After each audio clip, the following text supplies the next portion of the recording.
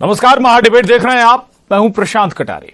तो चुनावी साल में आरोपों की होड़ है तो पुहारों की बौछार भी, तो दावे 23 में सियासी मैदान मारने के भी, और चुनावी रणनीति में विरोधी दल से 2 कदम आगे निकलने की कोशिशें भी। आखिर रण भीषण जो है, करेंगे चर्चा। पहले रिपोर्ट देखिए।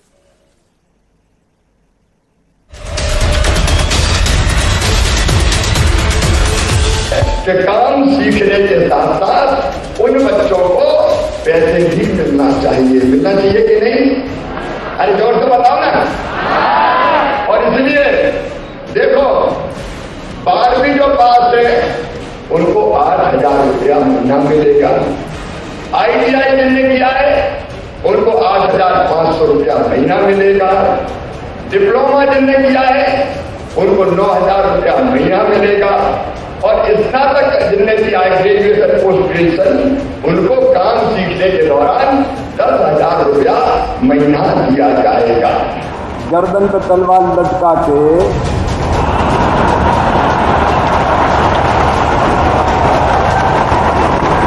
और जब काम कर नहीं तो कटे कि काम वो इसलिए करते हैं कि 1 साल में अनुबंध खत्म हो जाएगा तो अगले साल रिन्यूअल नहीं होगा। और मैं ये फैसला कर रहा हूं कि संविदा कर्मचारियों की प्रतिवर्ष अनुबंध की प्रक्रिया समाप्त की जाती है। 23 की चुनावी तैयारियों के मद्देनजर सरकार ने योजनाओं और घोषणाओं की झड़ी लगा दी है। दूसरी तरफ विपक्ष है जो 23 में जीत का भरोसा जता रहा है। देखिए, मुझे मध्य प्रदेश के मतदाताओं पर पूरा विश्वास है कि वह प्रदेश के भविष्य को सुरक्षित रखेगी। महज वादे और घोषणाएं ही नहीं, 23 के रण के लिए टिकट वितरण में कांग्रेस खुद को बीजेपी से आगे रखना चाहती है। पार्टी अगस्त महीने में 135 सीटों पर उम्मीदवारों की घोषणा की तैयारी में है। मैं समझता हूं कि अगस्त के प्रथम पखवाड़े में उन 66 सीटों के उम्मीदवार लगभग तय हो जाएंगे। उसके बाद वो सीटें जिन पे कमलनाथ जी खुद आम सभाएं ले रहे हैं, मंडलम सेक्टर की बैठक ले रहे हैं, वो सीटें सेकंड स्पेल में 135 सीटें की भी हमारी तैयारी है। चुनावी चर्चा के दौरान एक शब्द खूब प्रचारित हुआ, चेतुआ। नरोत्तम मिश्रा ने बताया ये चेतुआ क्या है, जिस पर कांग्रेस से जवाब भी आया। बाढ़ आई थी तब इन 3 में से कोई दिखाता क्या? जब ओला पड़ा था तब कोई इन 3 में से दिखाता क्या? वोटों की फसल काटने के लिए आ रहे, जैसे चैतुआ चैत काटने नहीं आते हैं, फसल गेहूं की काटने। जनता अब समझती है इन सबको। और ये भी देखा उनने कि जब ओले पड़े तो हमारे मुख्यमंत्री डगर डगर पे गए थे, खेत खेत पे गए थे। जब बाढ़ आई तब गए थे। और कोरोना काल में पूरी पार्टी, पूरा संगठन। अगर हमारे नेताओं को आप चैतुआ बताते हो तो आपके अमित शाह जी और खड़गे जी क्या है? ये चैतुआ से भी गए बीते, हमारे तो आते तो हुए रहते हैं। ये तो आए हो गए, तो अपने आकलन अपनी पार्टी से करना चाहिए। नेताओं की बयानबाजी, सत्ता पक्ष की घोषणाएं और विपक्ष के पलटवार ये साबित करते हैं कि 2023 के रण के पहले पहले ये होड़ और बढ़ेगी। भोपाल से शैलेंद्र भदौरिया, अनुराग श्रीवास्तव, न्यूज 18, मध्य प्रदेश, छत्तीसगढ़। तो चुनावी साल में बहुत सारे मसले हैं जो अब फिजाओं में तैर रहे हैं और इसमें लगातार ऐलान किए जा रहे हैं, दावे भी किए जा रहे हैं, वादे भी किए जा रहे हैं। विपक्ष जहां वादे कर रहा है, बड़े बड़े वादे, तो दूसरी तरफ सत्ता पक्ष न केवल वादे ऐलान बल्कि न केवल ऐलान बल्कि उन्हें अमली जामा पहना भी रही है सरकार। हमारे साथ इस वक्त 2 खास मेहमान जुड़े हैं। वरिष्ठ पत्रकार दिनेश गुप्ता जी हमारे साथ हैं और कांग्रेस से पूर्व विधायक आर.के. दोगने साहब हमारे साथ जुड़े हैं। आर.के. दोगने साहब के पास मैं जाऊंगा। आर.के. दोगने साहब, एक 2 फर्क है सत्ता पक्ष विपक्ष में। आप केवल वादे कर पा रहे हैं, अलग अलग मैं घोषणाओं का जिक्र कर रहा हूं। सरकार न केवल वादे कर रही है, ऐलान कर रही है, घोषणा कर रही है, बल्कि उन्हें अमली जामा भी पहनाना शुरू कर चुकी है। ऐसे में चुनौती नहीं रहेगी विपक्ष के सामने? देखिए, चुनौती तो है और चुनौती स्वीकार है हमको, क्योंकि जनता वोट देती है। नेता और पार्टी और इससे वोट के मिलते जनता समझती है कि कौन काम कर सकता है, कौन नहीं कर सकता। और जनता समझ रही है वर्तमान में कि भाजपा के लोगों ने कितना भ्रष्टाचार किया, किस तरह से लूट बचा रखी है और किस तरह से बेरोजगारी बढ़ा रखी है, लोग परेशान है, महंगाई कहाँ जा रही है। ये सब चीजों को देख के वोट देगी और कांग्रेस को इसीलिए पसंद कर रही है और कांग्रेस को वोट देने को तैयार है। ये भाजपा की सिगुफेबाजी जो चल रही है उस पर कोई बिल्कुल ध्यान नहीं दे रही है।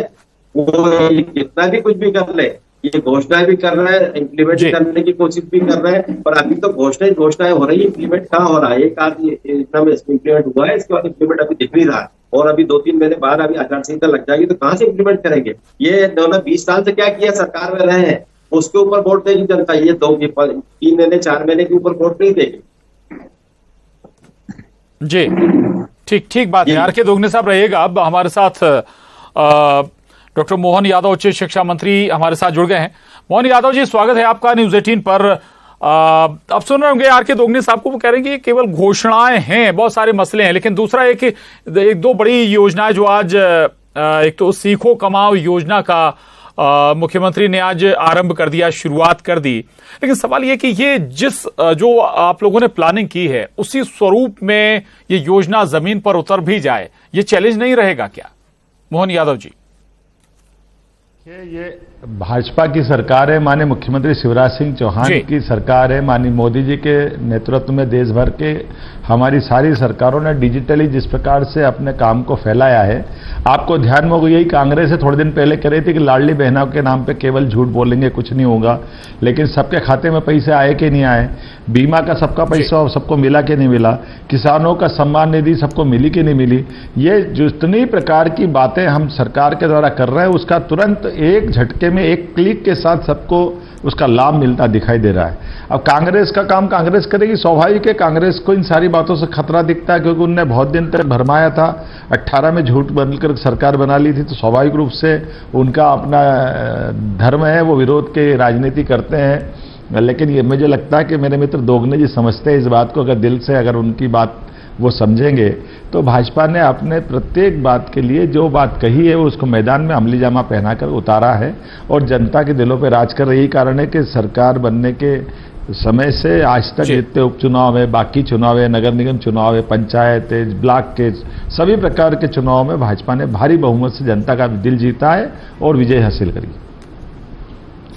बिल्कुल, चलिए, ये बड़ी बात आपने कही है। दिनेश गुप्ता जी, जिक्र जो करें मोहन यादव जी कि हम केवल वादे नहीं कर रहे, और एग्जाम्पल के तौर पर उन्होंने लाडली बहना योजना भी रख दी। स्वाभाविक है कि एक किस्त भी लोगों के खातों में आ गई है, तो भाई जो सरकार जो ऐलान कर रही है उन पर प्रोसेस शुरू कर रही है, उन पर जनता ज्यादा भरोसा करेगी या फिर विपक्ष के वादों पर?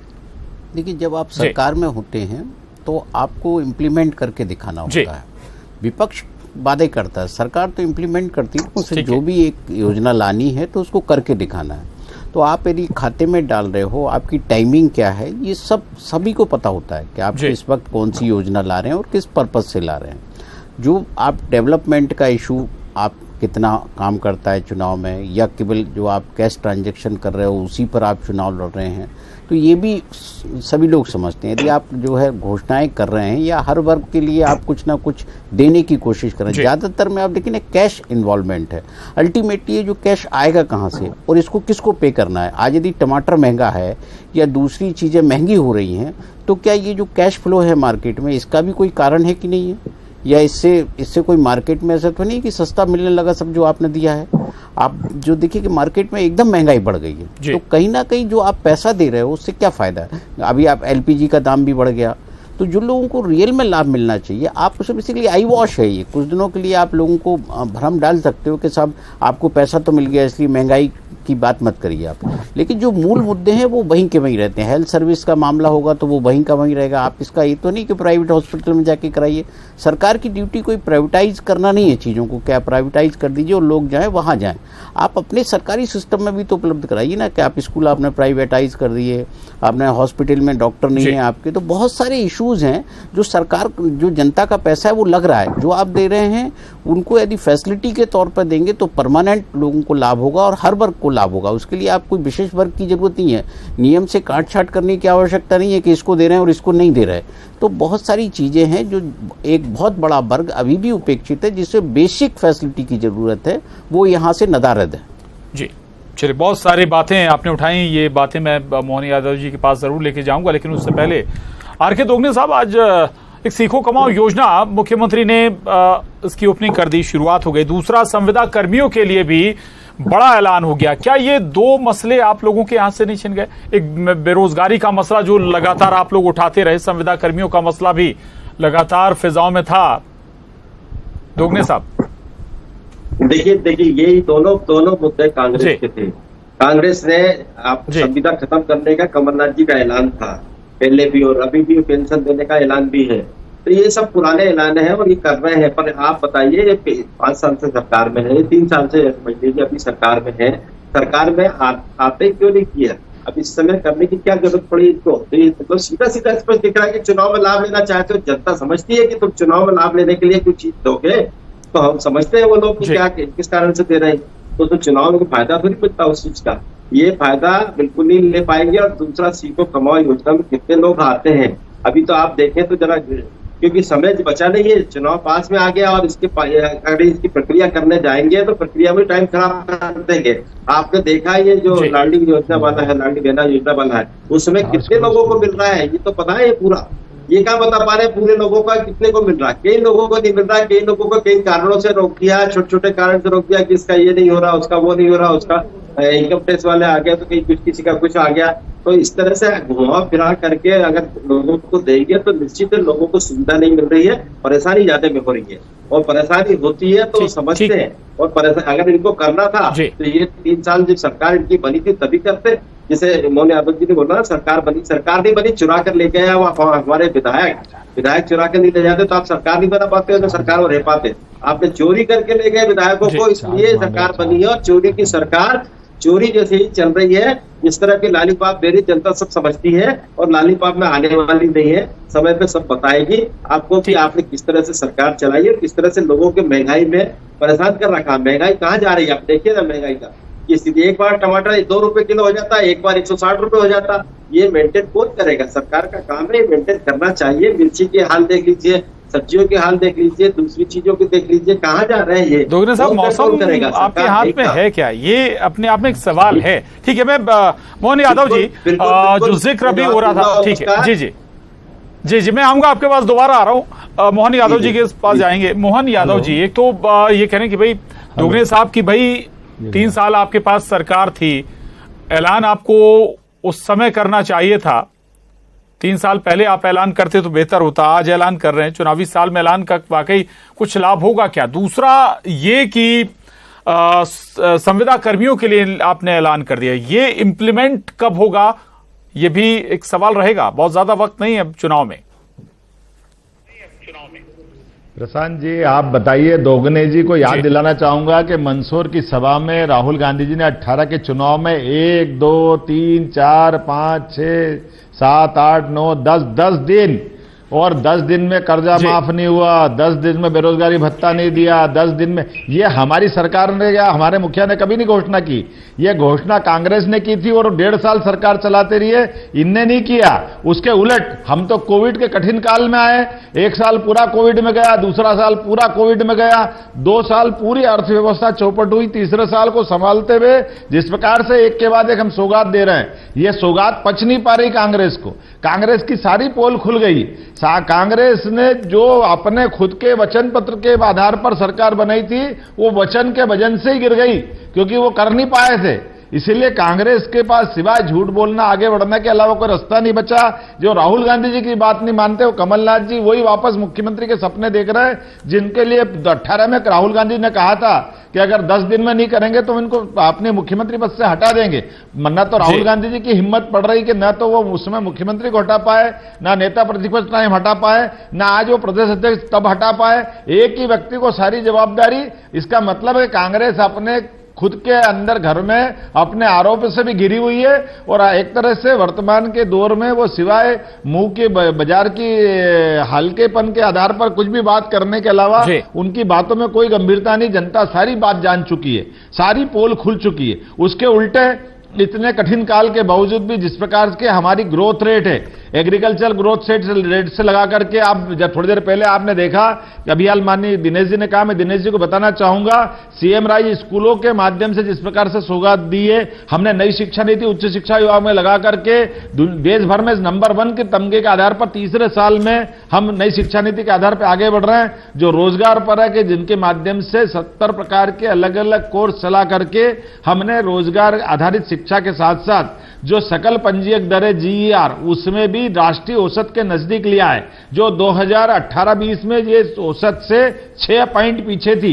हम कोविड के कठिन काल के बावजूद भी परीक्षा भी सफलता के साथ संपादित कर रहे थे। इनके कांग्रेस के लोग जो कह रहे थे जनरल प्रमोशन दे दो, ये अनिश्चय ने हंगामा किया, आंदोलन किया, हम डरे नहीं इस बात से और हमने कहा कि बच्चों की मार्कशीट पे केवल GER लिखा रहेगा तो ये बहुत दुर्भाग्यशाली पूर्ण होगा।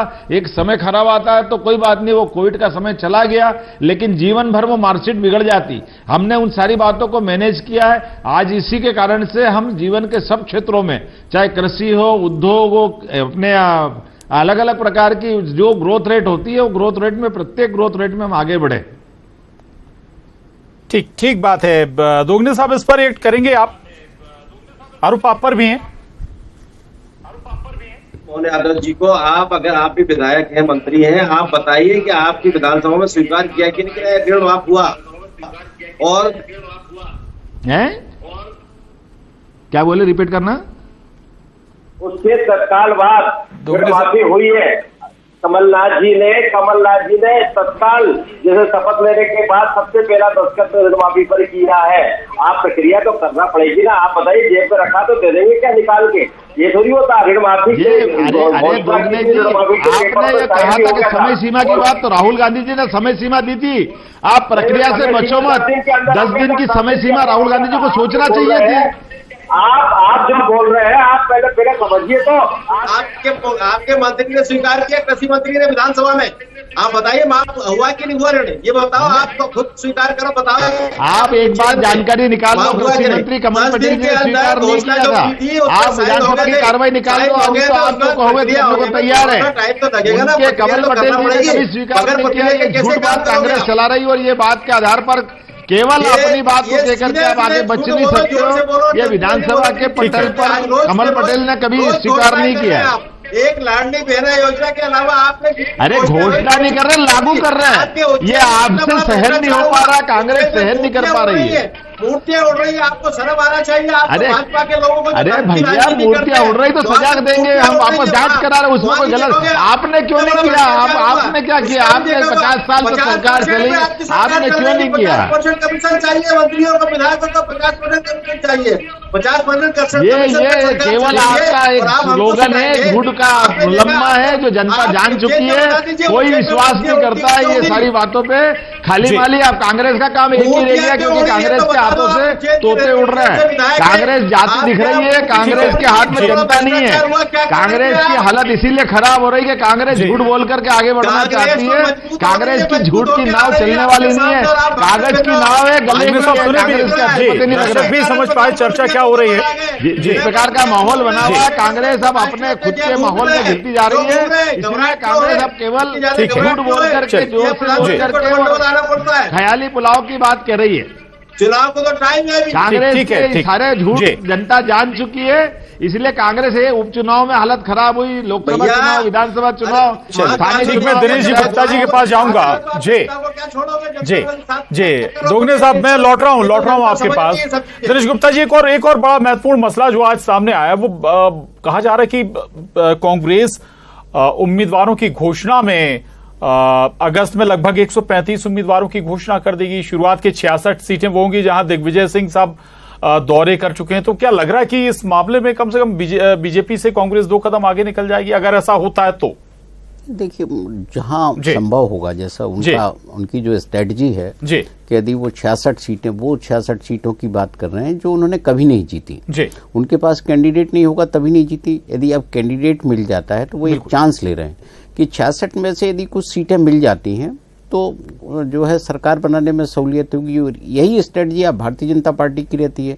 उनकी भी तो आकांक्षी सीटें 104-5 के करीब है ना, वो भी कोशिश कर रहे हैं, वो भी टिकट पर विचार मंथन कर रहे हैं कि इन आकांक्षी सीटों के बारे में टिकट कितनी जल्दी दिया जा सकता है। तो दोनों राजनीतिक दल, एक समस्या रहती है कि कैंडिडेट समय पर हो जाए, क्योंकि एक साथ जो है 2-3 राज्यों के चुनाव होते हैं तो जो भी पार्टी नेशनल लेवल के लीडर हैं वो अपने रूटीन के हिसाब से करते हैं कि जहां पहले निर्वाचन है वहां उस हिसाब से करते हैं। तो राज्य अपने हिसाब से एक स्ट्रेटजी बना रहा है। तो पहली बार कोशिश कर रहे हैं, क्योंकि कांग्रेस में बहुत ज़्यादा समस्या होती है कि जब कैंडिडेट घोषित होते हैं तो आखिरी लास्ट मूवमेंट पर होते हैं, जब नॉमिनेशन फाइल करने की बात आती है। और कई लोग तो अपने पूरे क्षेत्र को भी नहीं घूम पाते, समझ नहीं पाते हैं। यदि आप 2 महीने 3 महीने पहले दे देते हैं तो कम से कम उसे अपने सेक्टर और जहां भी पोलिंग स्टेशन है वहां लोगों तक पहुंचने में, अपनी टीम बनाने में तो सहूलियत होगी। लेकिन होगा वही कि कितनी कांग्रेस में इस विषय पर एका होता है, कैंडिडेट के लेके कितनी सहमति बनती है, तब वो उसका कोई असर देखने को मिलेगा। अन्यथा जिस तरह से विवाद होता रहा तो अगस्त से सितंबर अक्टूबर होते देर थोड़ी लगती है। बिल्कुल, बड़ी बात आपने कही। मोहन यादव जी, इस बार चुनौती आपको उन सीटों पर मिलने वाली है जो आप लगातार जीत रहे हैं, वो भी दिग्विजय सिंह साहब के सर्वे के बाद। देखिए, आप एक बात याद रखिए, दिग्विजय सिंह जी और कमलनाथ जी की जोड़ी 2018 में भी थी। इनने 66 सीट जो जोड़ी है, उस 66 सीट पे ये वर्षों से कभी जीत नहीं पाए। सारी ताकत लगाने के बावजूद भी पिछली बार की इनकी स्थिति मालूम है।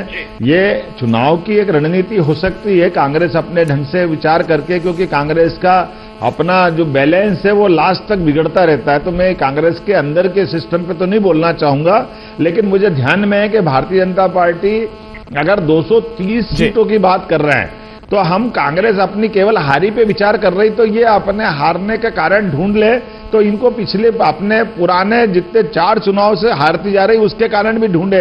लेकिन कांग्रेस कभी अगर इसी बात में ये समझ लेती कि कोई युवा नेतृत्व को आगे लाना चाहिए, युवा वोटर के संबंध में कोई काम करना चाहिए, युवाओं को लुभाने के लिए जिस ढंग से माहौल बनाना चाहिए, कांग्रेस ना तो नेता प्रतिपक्ष के टाइम पे नया नेता ढूंढ पाई, ना कांग्रेस प्रदेश अध्यक्ष के लिए नया नेता ढूंढ पाई, ना कांग्रेस मुख्यमंत्री के लिए नया नेता ढूंढ पाई, ना राहुल गांधी जी को बात को मानने को कांग्रेस तैयार है, ना आज मानने को तैयार है। तो कांग्रेस के पास अपने नेतृत्व की जब तक कोई सिस्टम बदलने का विषय नहीं आएगा, कांग्रेस कुछ भी कर ले, कांग्रेस को कभी विजयश्री नहीं मिलेगी। जी, आरके दोगने साहब, जिस बात का जिक्र दिनेश गुप्ता जी कर रहे हैं कि घोषित करना, नाम ऐलान करना उम्मीदवार के लिए कांग्रेस में कभी भी आसान नहीं रहा। आप ऐलान करते हैं, 4 विरोधी पार्टी के अंदर ही खड़े हो जाते हैं, इतना आसान है क्या? आप इतनी जल्दी 135 सीटों का भी जिक्र हो रहा है कि भाई अगले महीने तक कर देंगे आप ऐलान? नहीं, देखिए, हमारे यहाँ पूरा प्लान चल रहा है, प्लान के अंतर्गत ही काम हो रहा है कि पार्टी का पूरा प्लान है, पार्टी का पूरा सर्वे हुआ है, सर्वे कराकर सब चीजें कराकर 230 सीटों पर तैयारी करके बैठे हुए हैं और समय पे बिल्कुल काम करेंगे। जो समय हमारा फिक्स हो रहा है उस समय पे बिल्कुल काम करेंगे। और आप देख रहे हैं हमारा डैमेज कंट्रोल और ये सब चीजें का काम चल रहा है। दिग्विजय सिंह जी जा रहे हैं, जहाँ डैमेज कंट्रोल भी कर रहे हैं, जहाँ अगर ग्रुपबाजी या कोई अगर आपस में बात आ रही है तो उसको भी कंट्रोल कर रहे हैं। इसके साथ साथ कमलनाथ जी ने पूरा सेटअप जमा के रखा है। आप देखिए, पूरा टाइम टू टाइम होगा, जो बोल रहे हैं वो उस समय करेंगे, निश्चित है, और करेंगे और इसके साथ साथ जीतेंगे, ये भी है हमारा, क्योंकि लक्ष्य लेके चल रहे हैं हम। ये भाजपा जैसे गुमराह नहीं हो रहा है, इधर उधर नहीं हो रहे कि घबरा के ये योजना ले आओ, घबरा के वो योजना ले आओ, ये डाल दो पब्लिक में, ये कर दो। अभी तो आप देखो, इनके विधायक मंत्री हो, स्वेच्छा अनुदान का जो पैसा मिलता है उसको इनके कार्यकर्ताओं को दे रहे हैं, इनके बूथ पर बैठने वालों को दे रहे हैं। ये अभी एक बहुत बड़ा मुद्दा है, आप देखिए उठा के स्वेच्छा अनुदान जो अभी 50 चलिए, अच्छी बात है, विपक्ष में आपको मुद्दे उठाने भी चाहिए। बिल्कुल जी, बिल्कुल, जनता के बीच अब जाने का मौका भी है, चुनावी साल है, और अगर अब जनता के बीच नहीं गए तो फिर कब जाएंगे? माफी चाहूंगा, चर्चा को यहीं थामेंगे दोगने साहब, चूंकि वक्त इजाजत नहीं देता है। चर्चाएं आगे भी मसलों पर होती रहेंगी। शुक्रिया दोगने साहब। मोहन यादव जी, डॉक्टर मोहन यादव साहब हमारे साथ जुड़े थे। दिनेश गुप्ता जी, आपका भी धन्यवाद। चर्चा में बस इतना ही।